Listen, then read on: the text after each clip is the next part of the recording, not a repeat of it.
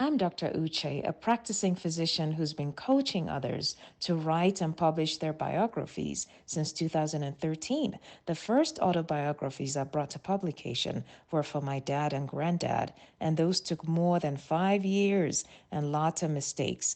On this channel, I will show you the tools I use to perfect the process so that you can have your biography done in 6 months or less without the delays and mistakes. Remember to subscribe and share with your friends. Let's dig in. Hey, hey, hey, Dr. Uche Bookers, welcome back.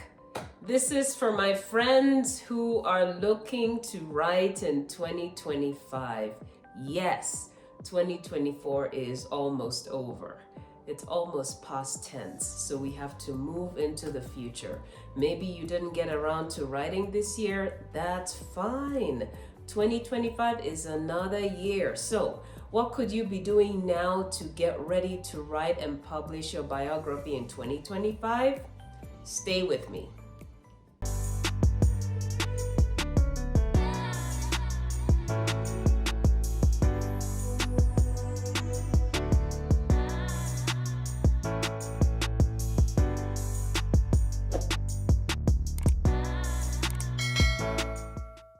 Here's the first thing you could do.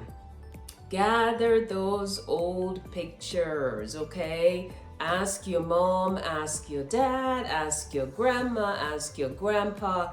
Gather all the old pictures in your family.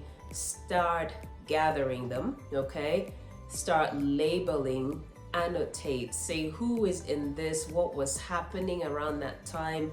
Put them in categories, right? So what if you lived in different places? You could put the pics together for when you lived in England, I don't know, or when you lived in Kenya, or when you lived in Zimbabwe or something, when you lived in Nigeria, and this when you lived in the US. So start putting them together. This is from the 80s, these are from the 90s.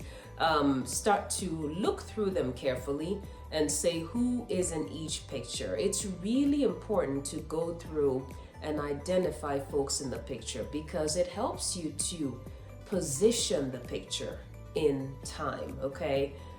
So if this happened when your dad graduated from high school, these people in this picture, what became of them? Okay, that's part of your dad's history, assuming you're writing for your dad. And then what about you?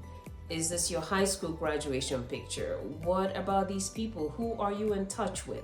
You can start putting down little notes, okay? So that's the thing to do. That's the first thing to do. I'm working through this month, December, the things you could start to do to get ready to write and publish in 2025. And I'm challenging you. Go and start gathering old family pictures. Till about 2010, a lot of us still had hardcore pictures, the ones you develop, I think. Or let me say till the new millennium, we had old pictures you would develop.